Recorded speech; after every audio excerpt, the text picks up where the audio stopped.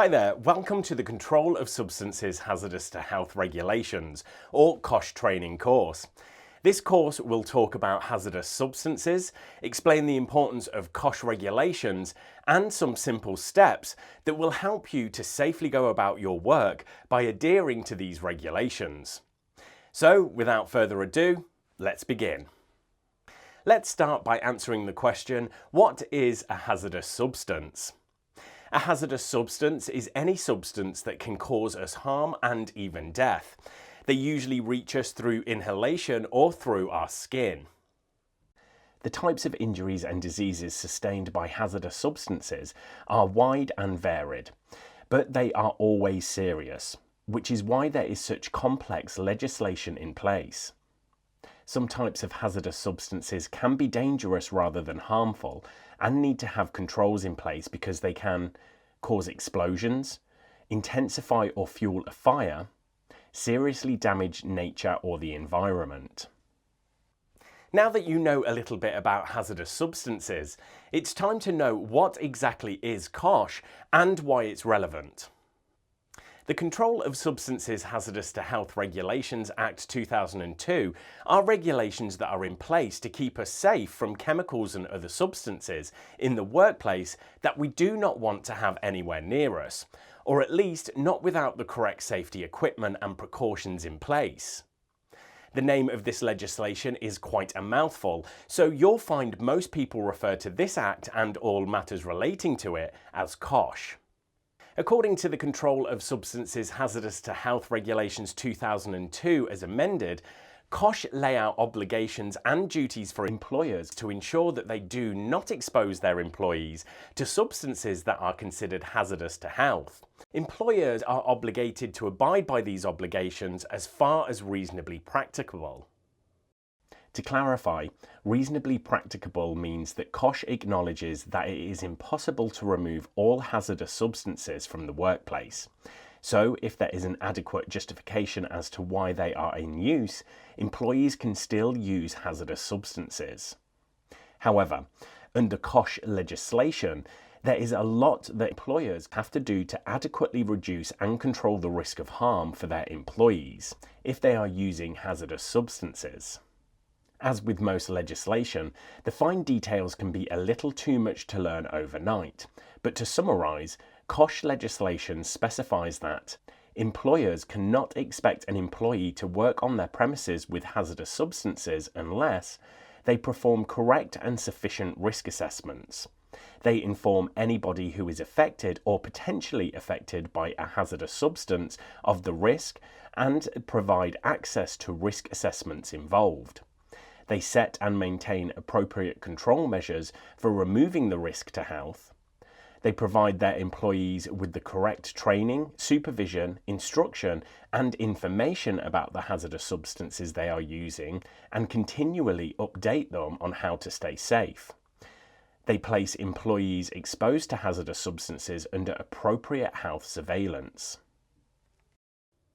Since you've decided to be informed about safety protocols around hazardous substances, it's quite important to know what COSHH covers. COSHH covers the common hazardous substances often found in the workplace.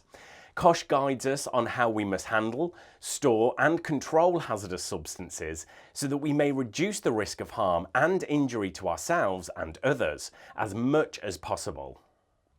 It's also a good idea to know what COSHH doesn't cover. COSHH does not cover any substances that have separate regulations. These substances usually have their own set of regulations due to their nature. Just because COSHH doesn't cover these types of substances doesn't mean that you shouldn't handle them without precaution. Usually, these are substances that require more regulations and more control than the substances we are focusing on in COSHH.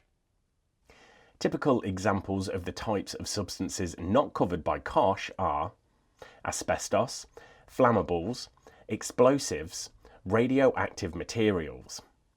As you can imagine, these types of substances require a higher level of control. Their safety precautions will be more complex and entirely different from the common substances that COSHH covers. All the factors discussed up to this point lead us to the question, why is COSHH so important? As you may have already realised by now, chemicals and other hazardous substances are dangerous. But the risk of danger and harm to health increases tenfold when you use them in the workplace. That's because the variety of hazardous substances used in the workplace is wide. The frequency of exposure to hazardous substances in the workplace is very high. Now let's talk about COSHH symbols and their meanings. There are 9 COSHH symbols which feature on all packaging of hazardous substances in the workplace to signify substances that are flammable, explosive, oxidizing, gases under pressure, corrosive, toxic, dangerous for the environment, a health hazard such as causing skin irritation, a serious health hazard such as those that can cause cancer. If these substances are in the workplace, you have a legal duty to take caution. COSHH also provides proper management procedures by setting out 8 steps to help employees manage the risks involved concerning hazardous substances. Let's look at 8 COSHH steps that you must follow. Step 1. Assess the risks. In this step, you'll need to look into each hazardous substance to take some time to assess and evaluate the risk each substance has to the health of employees or anybody else exposed to the substance. Step 2. Decide what precautions are needed. COSHH specifies that employees must not carry out work which could expose employees to hazardous substances without considering the risks beforehand. Employers cannot proceed with any work until they determine all necessary precautions and also factor in everything else they must do to comply with COSHH. Step 3. Prevent or adequately control exposure. To comply with COSHH, employers must prevent employees from enduring any exposure to hazardous substances as far as is reasonably practicable. If employees cannot prevent exposure, they must control it. Step 4. Ensure control measures are used and maintained.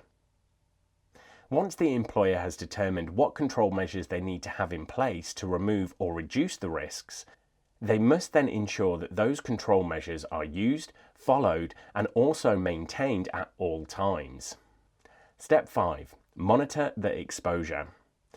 Even though control measures are in place, it's still important to monitor the exposure to substances to employees to ensure that no changes occur over time. Step 6.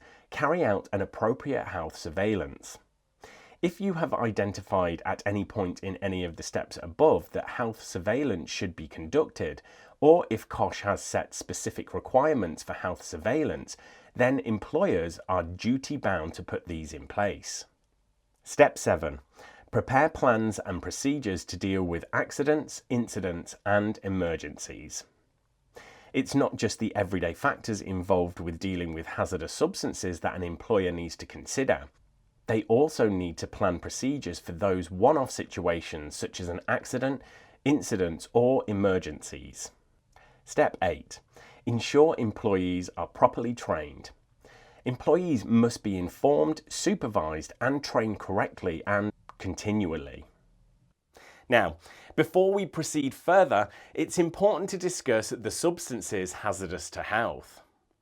The term substances hazardous to health covers a topic that can be very detailed and complex, so it makes some sense to take some time to look into the world of hazardous substances to health in more detail. In particular at the types of hazardous substances there are, where you can usually find hazardous substances to health in the workplace, what COSHH considers to be a hazardous substance, and what it does not. In addition to knowing about them, it's imperative to know where hazardous substances are found. Hazardous substances feature in almost all work environments. Even if you're not regularly exposed to hazardous substances, they could become present. You'll find hazardous substances in work environments such as farms, swimming pools, factories, mines, laboratories, hospitals and medical establishments, offices, building sites. Well then, what is a substance hazardous to health under COSHH? COSHH identifies the following substances as being hazardous to health. These include biological agents, excess dust, substances classified under the CHIP regulations, substances with exposure limits, some miscellaneous substances. Let's discuss the employer's duties concerning COSHH. Employers have a lot of responsibility when it comes to managing substances that are hazardous to health under COSHH regulations. They must ensure the safe use of hazardous substances, which includes handling, transporting and storing the substances safely. Carry out correct and appropriate risk assessments in line with COSHH standards. Provide appropriate training and education on hazardous substances and clearly instruct employees on how they should use those substances. Monitor and supervise employees to ensure that all safety processes are adhered to without fail. Prevent or manage exposure to hazardous substances to ensure they are safe. Maintain control measures and continually monitor them. Create plans to deal with emergencies, accidents and serious incidents which are fair and mostly for their safety and the safety of the people around them. Employees do not get off lightly either when it comes to COSHH. They have some duties which entail: cooperate with the employer so that they can comply with COSHH regulations. Use all necessary control measures correctly and as required. Adhere to safety systems and methods of work as required by the employer. Report any damage or defects to equipment immediately. Report any flaws in the method of work immediately. Consent to and attend to health surveillance medical examinations. Wear the PPE required and provided correctly as per the employer's instructions. If your work environment requires it, maintain high standards of personal hygiene and follow any safety procedures to maintain safety and sanitation, such as hand washing. And that's all for this lesson. You've learned about different hazardous substances and where they are typically found. We hope you understood the basics of COSHH and its importance. Thank you for being with us so far, and to learn more, keep watching. See you in the next lesson.